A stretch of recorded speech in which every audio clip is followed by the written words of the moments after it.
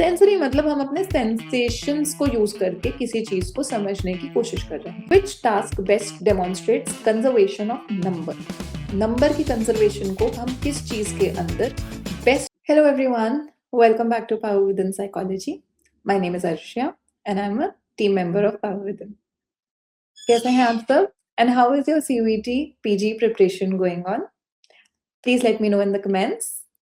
जो लोग यहाँ पर पहली बार आए हैं please subscribe to our YouTube channel, and जो लोग यहाँ पे रेगुलरली हैं यू नो कि हम एक सीयूईटी पीजी से रिलेटेड सीरीज रन कर रहे हैं जिसमें हम आपको कुछ की कॉन्सेप्ट्स रिवाइज करवा रहे हैं और उनसे रिलेटेड टेस्ट सीरीज रन कर रहे हैं.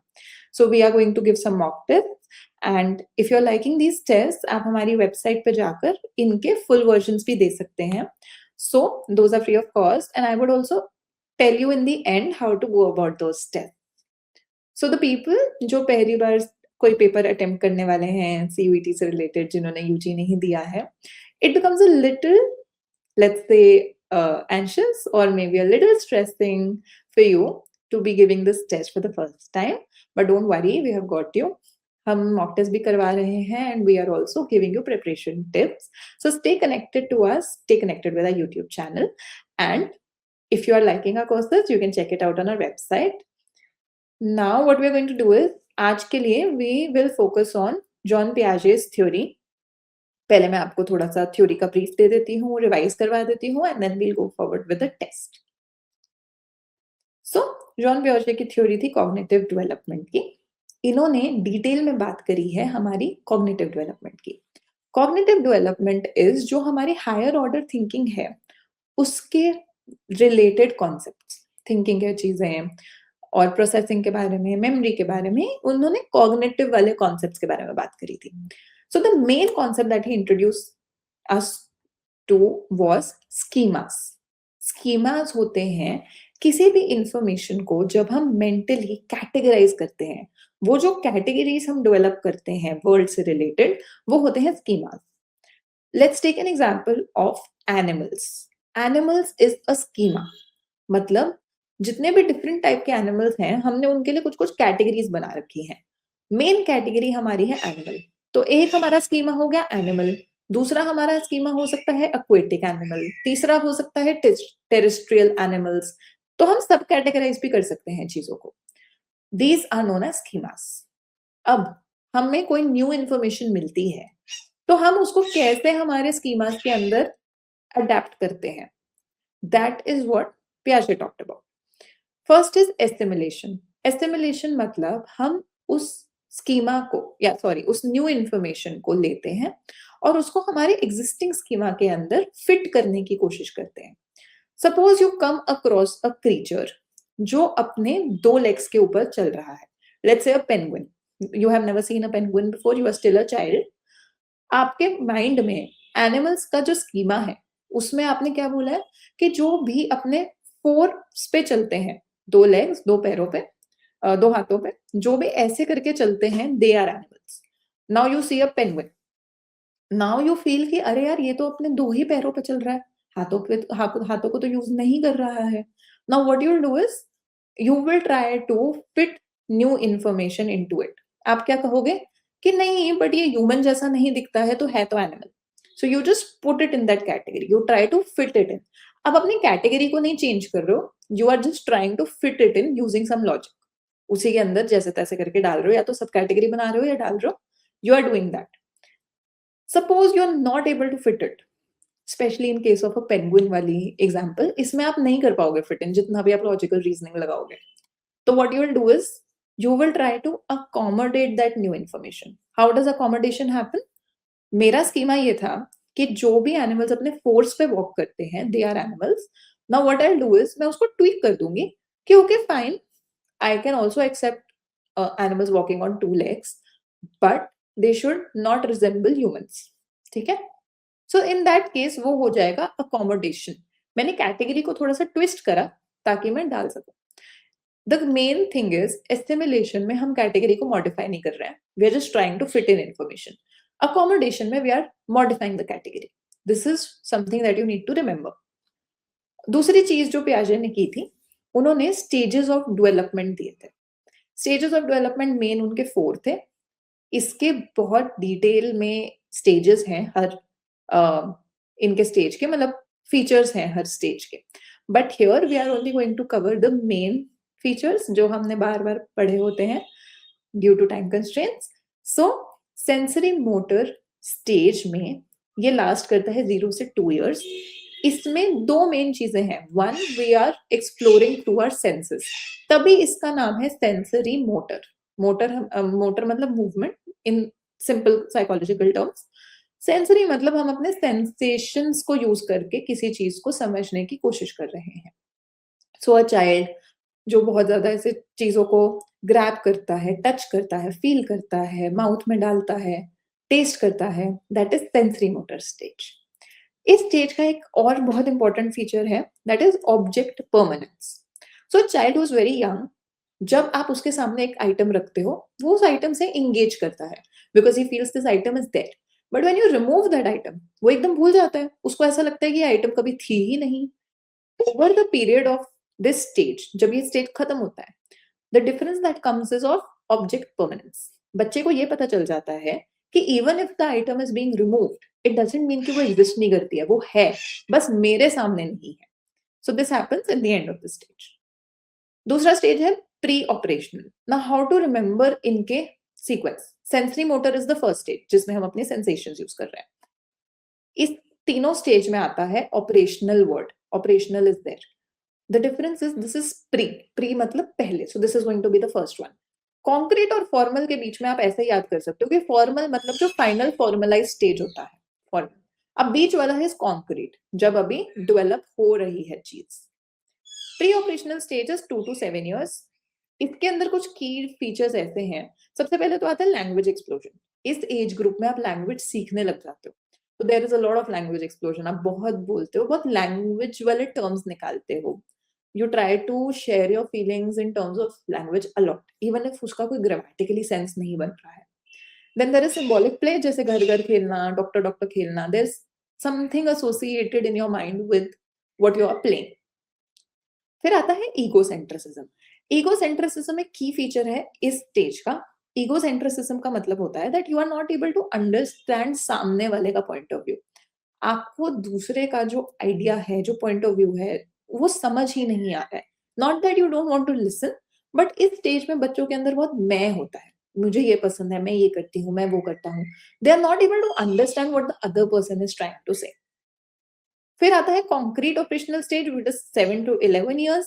इसके अंदर कुछ चीजें जो आती हैं, that is conservation, class inclusion and seriation. इस स्टेज में बेसिकली क्या हो रहा है, हमारी higher order processing and thinking skills develop हो रही हैं। हम चीजों को कैटेगराइज कर सकते हैं बेटर, और हम उसको समझ पा रहे हैं better in terms of logical thinking. So जैसे कंजर्वेशन होता है, कंजर्वेशन मतलब एक सिंपल एग्जांपल कि मैं ये समझ पा रही हूँ कि क्वांटिटी सेम रह रही है शेप और अरेंजमेंट के अलावा। This is the same thing that happens in numbers. So for example, एक थिक ग्लास है, एक लंबा ग्लास है। अगर मैं उनमें जूस इक्वली डाल दूं, छोटे बच्चे को, 7 इयर्स के बच्चे को ये लगेगा कि मैं लंबा वाला ग्लास लूंगा क्योंकि लंबे वाले ग्लास में क्वांटिटी ज्यादा है। Over the period of time, जब कॉन्क्रीट ऑपरेशनल स्टेज खत्म हो जाता है, उस टाइम पे बच्चे को समझ आने लग जाता है कि अच्छा क्वांटिटी तो सेम ही है, it's the difference of the shape जिसकी वजह से ये लंबा लग रहा है, ये छोटा लग रहा है, बट द फैक्ट इज कि ये थिक है। वो ये समझने लग जाता है। उसके बाद there is also difference in arrangements. जैसे मैंने 10 शेप्स रखी, बच्चे को काउंट करवाया। Somebody who is in the starting of the stage, छोटा बच्चा है, उसको लगेगा कि ये 10 आइटम्स है, मैंने काउंट करी है, अब मैंने उसको चेंज कर दिया, वो दोबारा काउंट करेगा। Towards the end of the stage बच्चा दोबारा काउंट नहीं करेगा। क्यों? क्योंकि उसको समझ आ जाएगा कि दीज आर 10 ओनली, बस उसकी अरेंजमेंट चेंज हो गई है, तो वो दोबारा काउंट नहीं करेगा। ठीक है। There is class inclusion. You are able to include different aspects into categories, into classes. आप चीजों को बेटर कैटेगराइज कर पा रहे हो इस स्टेज के अंदर। फिर आता है formal operational stage. Formal operational is जब आपकी बेसिक लॉजिकल थिंकिंग डेवलप हो गई है। Now we are going to abstract parts. यहाँ पे क्या है कि जो भी एब्स्ट्रैक्ट कॉन्सेप्ट्स हैं, आप उनके बारे में लॉजिकली सोच पा रहे हो, आप उनको एनालाइज कर पा रहे हो, आप हाइपोथेटिकल सिचुएशंस में भी अपनी रीजनिंग अप्लाई कर पा रहे हो। दिस इज एब्स्ट्रैक्ट थिंकिंग, ये फॉर्मल ऑपरेशनल का की फीचर है. Now let's go on to our test. We'll attempt a test together and then we'll proceed towards the next portion.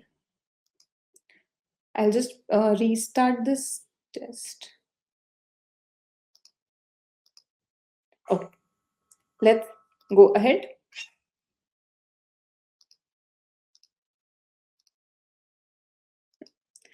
The concept of object permanence develops during which stage? कौन से stage में object permanence आता है? Object permanence क्या था? बहुत ही basic concept था जिसके अंदर we are just able to recognize कि कोई चीज हमारे सामने है even if it is removed. This is sensory motor stage. ठीक है, बहुत ही बेसिक वाला. Now if you attempt the test like this on our website, you can also scroll down to see the solutions. Let's go ahead. A child who believes that the amount of water changes when poured into a taller glass is showing. A child who believes that the amount of water changes when poured into a taller glass is showing. What is the concept that this child is showing?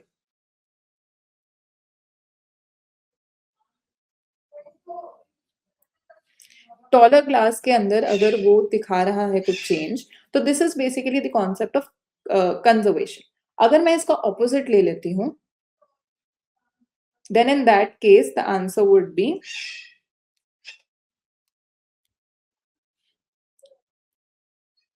centration.